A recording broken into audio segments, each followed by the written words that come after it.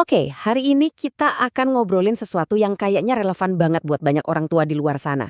Kekuatan yang tersembunyi di balik sikap diam. Kita akan lihat gimana Al-Quran mengajarkan kita untuk membentuk karakter lewat keheningan. Coba deh kita mulai dengan sebuah curhatan. Ada seorang ayah yang khawatir banget, katanya anaknya kalau ditegur itu cuma diam aja. Nggak ngelawan, nggak membela diri, kelihatannya kayak nggak punya nyali. Keresahan yang umum banget ya ayah bunda. Nah, dari sini muncul pertanyaan besarnya. Apa benar diam itu selalu berarti lemah? Apa diam itu sama dengan tanda kekalahan? Yuk kita coba bedah bareng-bareng. Oke, sekarang kita coba lihat dari sisi kita sebagai orang tua ya.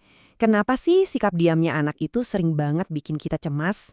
Jangan-jangan ada tekanan dunia modern yang tanpa sadar kita bebankan ke mereka. Ya kan? Di kepala kita, dunia zaman sekarang tuh rasanya keras, kompetitif. Makanya kita sering mikir, anak itu harus tegas, harus berani ngomong, dan harus siap membela diri. Kalau anak kita diam, kita langsung panik. Kita anggap itu sebuah kelemahan. Tapi gimana kalau ternyata cara kita memandang diam itu selama ini keliru? Di bagian ini, kita akan coba bongkar persepsi itu dan melihatnya dari kacamata yang sama sekali baru.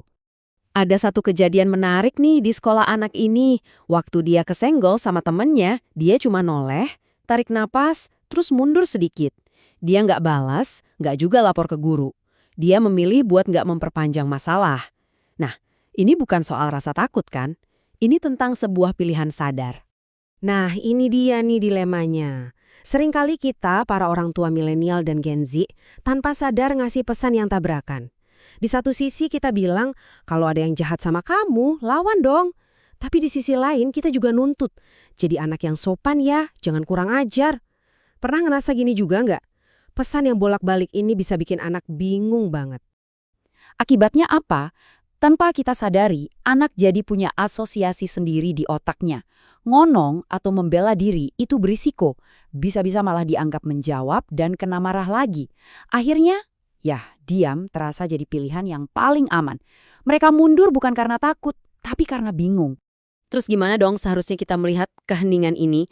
Nah, disinilah Al-Quran menawarkan sebuah perspektif yang beda banget, perspektif yang justru menenangkan dan penuh kekuatan. Ini yang akan jadi landasan kita. Coba kita renungkan ayat yang indah ini dari surah Al-Furqan. Al-Quran justru mengangkat respons yang tenang, yang nggak reaktif, sebagai sebuah sifat mulia. Sifatnya hamba-hamba Allah. Bukan membalas keburukan dengan keburukan, tapi justru merespons dengan kata-kata keselamatan atau kedamaian. Jadi, diam yang kita bicarakan di sini itu bukan diam karena pasif atau nggak berani ya. Ini adalah diam yang sadar. Sebuah kemampuan luar biasa untuk berhenti sejenak, memproses informasi, dan mengendalikan emosi sebelum bertindak. Ini justru tanda kedewasaan dan kontrol diri yang kuat. Hadis ini makin memperkuat konsepnya.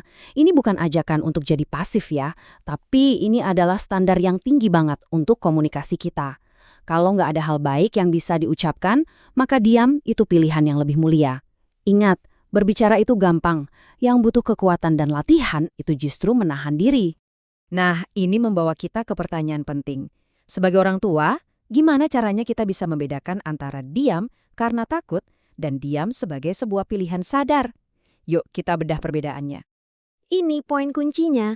Ada dua jenis diam yang berbeda. Kalau diamnya lahir dari rasa takut, tentu anak butuh bantuan, dukungan, dan dorongan dari kita. Tapi kalau diamnya lahir dari kesadaran dan pilihan untuk nggak memperkeruh suasana, yang dia butuhkan justru penghargaan dan rasa hormat dari kita. Jadi respons kita harus beda tergantung akar masalahnya. Anak-anak kita kan tumbuh di zaman yang serba cepat, di mana reaksi instan sering dianggap keren. Beda banget sama Al-Quran yang justru mengajarkan ritme yang reflektif, yang butuh jeda. Dalam Al-Quran kita kenal ada proses tadabur, yaitu merenung dalam-dalam, dan tafakur, yaitu berpikir kritis. Nah, dua proses ini nggak bisa terjadi kalau kita buru-buru. Keduanya butuh keheningan. Oke, keren kan konsepnya? Pertanyaannya sekarang, gimana cara kita membawa kebijaksanaan ini ke dalam rumah kita? Mari kita bahas langkah-langkah praktis untuk membangun jeda dan menumbuhkan kekuatan hening pada anak-anak. Ada 4 langkah sederhana yang bisa kita terapkan. Pertama, kita perlu ubah cara kita merespons diamnya anak. Kedua, kita bisa ajak anak latihan jeda 3 detik. Ketiga, Penting banget untuk ngobrolin dan ngajarin bedanya diam karena takut dan diam karena pilihan. Dan yang keempat, yang mungkin paling penting, kita sendiri harus jadi teladan dalam mengendalikan emosi. Misalnya nih, untuk langkah pertama, saat anak kita diam setelah kita nasihati, coba deh tahan dorongan untuk mendesak dia bicara. Sebaliknya, katakan dengan tenang, ibu tahu kamu lagi mikir. Gak apa-apa, nanti kita ngobrol lagi ya kalau kamu sudah siap. Kalimat sesederhana ini tuh sebuah validasi yang luar biasa buat proses berpikir mereka. Terus untuk langkah ketiga, setelah sebuah situasi mereda, coba ajak ngobrol. Tanyakan dengan lembut, enak, tadi waktu kamu diem, itu karena kamu takut atau karena kamu sengaja milih buat gak manjangin masalah? Pertanyaan ini membantu anak untuk mengenali dan menamai perasaannya sendiri. Ini penting banget untuk membangun kesadaran diri. Jadi, apa sih hasil akhirnya? Seorang anak yang bisa menahan diri saat diprovokasi, yang bisa mendengarkan dulu sebelum menjawab, dan yang bisa menerima koreksi tanpa merasa hancur lebur, itu artinya dia sedang membangun sebuah fondasi karakter yang luar biasa kokoh untuk masa depannya. Pada akhirnya, ada satu kalimat yang perlu kita pegang erat-erat.